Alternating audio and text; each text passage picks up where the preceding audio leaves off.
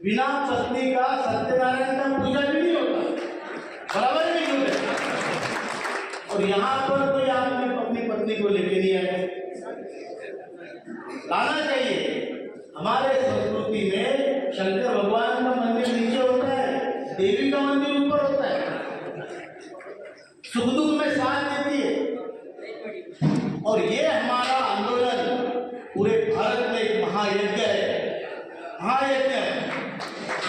इसमें बीवी का होना बहुत जरूरी है। इसके दो कारण और भी है। एक तो हमारी संख्या ज्यादा दिखेगी, सरकार की तरफ से भी महिलाओं को ज्यादा बढ़ावा दिया जा रहा है। और दूसरी बात, हम अगर कल को हमको कुछ हो जाता है तो हमारे पत्नी को मालूम होना चाहिए कि हम किसको फोन करेंगे, मुंडप्पा जी को करेंगे या आदिवासी जी को करेंगे, क्योंकि पेंशन 10-10 साल नहीं मिलती। आदमी मर गया, पेपर हो गया तो पेंशन 10-10 साल तक नहीं मिलती। बहुत बेकार परिस्थिति है। और अभी 1,000 रुपए पेंशन के लिए इतना भटकना पड़ता है।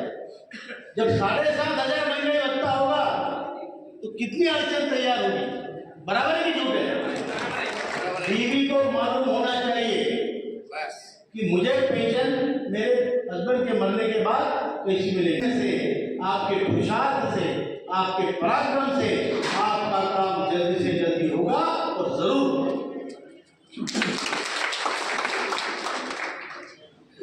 हमने कई आंदोलन किए, हमने रास्ते रोके,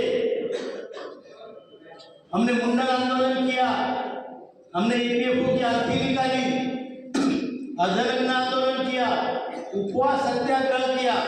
बुल्ढाना में पिछले 6 सालों से पूरे हो गए, 6 साल, 7वां साल चल रहा है। दिन रात 100 लोग, 50 लोग अनशन मंडप में बैठते हैं, सत्याग्रह मंडप में बैठते हैं और हम सब के लिए वो वहां पर एक धुनी जमा के रखे हैं।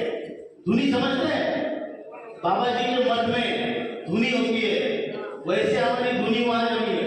तो ये हमारा आंदोलन इतने दिनों से चल रहा है, उसका फलसफा ये है कि आदरणीय प्रधानमंत्री जी ने हमें 2 बार चर्चा के लिए बुलाया। देश का सर्वोच्च नेता हमारी संगठन को, गरीबों के संगठन को, बूढ़े लोगों के संगठन को चर्चा के लिए 2 बार बुलाया। जब चर्चा के लिए बुलाए तो उन्होंने कहा ये काम अच्छा है, ये काम होना चाहिए, मैं आपके साथ हूं, मैं आपका काम करूंगा। जब हम दूसरी बार मिले तो उन्होंने कहा मुझे आपका काम याद है, मैं काम कर रहा हूं। तो हमने बोला सर कितना टाइम लग रहा है? हमने हाथ जोड़े, हमने बोला आपने बोला है इतने बड़े नेता ने, फिर काम क्यों नहीं होता? तो उन्होंने कहा इसमें बहुत सारी ब्यूरोक्रेटिक अड़चनें होती है, ये पैसों का विषय है और कम पैसों का विषय नहीं है। तो जब वो अड़चनें दूर होंगी तो मैं खुद ही इस कार्यक्रम को अंजाम दूंगा। उसके बाद हमें वित्त मंत्री ने 2 बार बुलाया, निर्मला सीतारामन जी, अर्थ मंत्री, वित्त मंत्री, कन्नड़ा में क्या बोलते हैं, फाइनेंस मिनिस्टर, अनाकाश मंत्री, उन्होंने 2 बार बुलाया, चर्चा की।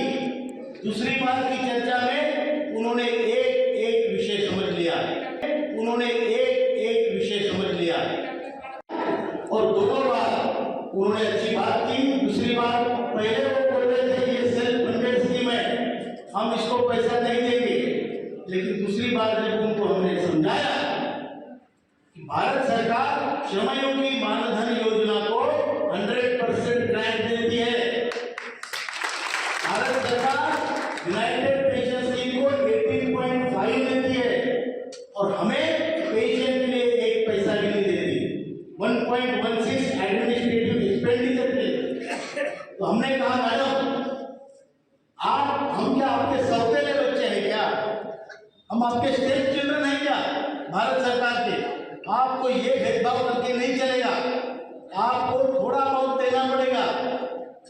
तो हमने ये रिकमेंड किया है कि भारत सरकार ने 8.33 जितना हम देते हैं उतना भारत सरकार ने भी देना चाहिए। मैडम ने प्रिंसिपली मैडम एग्री हो गई। अभी क्या होता है हमको मालूम नहीं, लेकिन जो होगा अच्छा होगा। उसके बाद 4 लेबर मिनिस्टर बदले, बंगारू दत्तात्रेय जी हो गए, फिर उसके बाद आपके संतोष कुमार गंगवार हो गए, भूपेंद्र यादव जी हो गए, और उसके बाद अभी मनसुख मांडविया जी। हमने कम से कम 22-25 बार उनसे मीटिंग की चारों से, और फाइनली अभी मनसुख मांडविया जी से हमारी 4-5 मीटिंग हुई। तो 20 तारीख को जो मीटिंग हुई, उस मीटिंग में आदरणीय नरकुंज साहब भी थे, हमारे महासचिव वीरेंद्र सिंह राजावत जी थे, हमारे मुख्य सलाहकार एन पाटिल जी थे, और हमारे राष्ट्रीय सचिव राजीव भटनागर जी थे। उस मीटिंग में हमने उनको प्रेजेंटेशन किया। उनकी प्रतिक्रिया ये थी कि ये जो प्रेजेंटेशन है ये बहुत अच्छा प्रेजेंटेशन है, मैंने इतना सुंदर और स्टडीड प्रेजेंटेशन नहीं देखा। उन्होंने ये भी कहा कि आपके विचार, आपके संगठन के विचार हमको बहुत अच्छे लगे। हमने प्रेजेंटेशन में आपको बता देता हूं, भाषा समझ में आ रही है? पक्का? हमने उनको ये बताया कि आपके पास कितना पैसा है, विथ प्रूफ, सबूत के साथ आपके पास इतना पैसा है, ये पैसे का साल में इतना ब्याज आता है, ये ब्याज में से आप हमें कितना देते हो? 1 रोटी में से हमको 1/4 रोटी देते हो, 3/4 अपन खाते नहीं, रखते हो अपने पास। तो ये इतना पैसा है, इतना इंटरेस्ट है, इंटरेस्ट में से हमको कितना मिलता है, कितना बचा के फंड में डालते हैं। हर साल आपके फंड में जो 7.5 करोड़ लोग कंट्रीब्यूशन करते हैं, उसका कितना पैसा आता है, दोनों का मिला के जो आज उनका कॉर्पस है और वो है, उसका मिला के कितना ब्याज आता है, ये सारी चीजें उनको गिन के बताई। उधर सीपीएफसी बड़े आईएएस अधिकारी होते, श्रम मंत्रालय के बड़े बड़े आईएएस अधिकारी थे, सीपीएफसी के बड़े लोग थे, लेकिन किसी को हमारे प्रेजेंटेशन पे ऑब्जेक्शन लेने को नहीं मिला, क्योंकि ये संगठन में आप जैसे हीरे हैं, आप जैसे डायमंड है, बड़े बड़े क्षेत्रों में काम किए लोग हैं, बड़े पढ़े लिखे लोग हैं, और वो सब ने मिलकर प्रेजेंटेशन बनाया था। हमने तो सिर्फ प्रेजेंट करने का काम किया है। उसके बाद उनको हमने बताया कि ये 36 लाख 36 लाख समझ में आता है? कन्नड़ में लाख में ना, 36 लक्ष 60 सावर सावे 36 लाख 60 सावे 60 सावे, इतने लोगों को 1000 से कम पेंशन मिलता है। और पूरे भारत का एवरेज ले लो तो वो 1171 रुपया, 1171 ओनली को बताया। और हमने उनको कहा कि दो इंसान को जीने लायक पेंशन अगर आपको देनी है तो आपको 7,500 और महंगाई भत्ता देना पड़ेगा। कंफ्यूजन ये है कि ये हायर पेंशन क्या है, बराबर है? क्या लेना चाहिए, कौन सा फॉर्म भरना चाहिए, मैं बता देता हूँ। मिनिमम पेंशन मीन्स 7,500 महंगाई भत्ता, जिसको 1,000 या कम मिलते हैं उनको 7,500 महंगाई भत्ता मिलना चाहिए। ये हमारा प्रपोजल है। इसका मतलब ये है कि जो आपकी आज की पेंशन है उसमें 6,500 और महंगाई भत्ता जोड़ना है।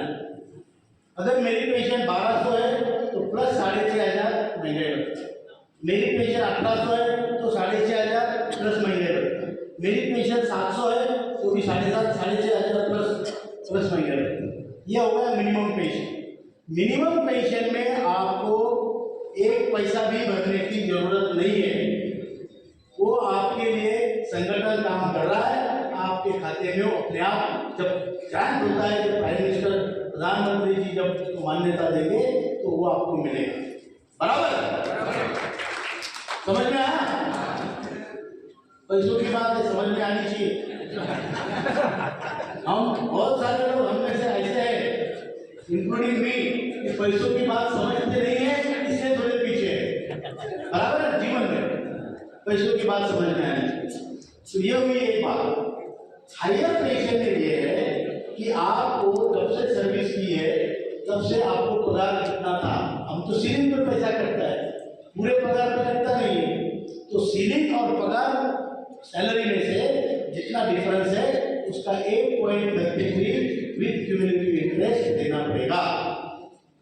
तो मतलब किसी को 12 लाख भरना पड़ेगा, किसी को 15 लाख भरना पड़ेगा, किसी को 20 लाख भरना पड़ेगा। क्या उसकी परिस्थिति है, सैलरी उस हिसाब से वो पैसा भरने के बाद आपको पेंशन मिलेगी, वो फिक्स रहेगी, उसको डीए नहीं है। नरगुण साहब ने बताया, उसको डीए नहीं। अच्छा, दूसरी बात, अभी मैं आपको प्रैक्टिकल एग्जाम्पल समझाता हूँ। दैट डे हम वारंगल में थे,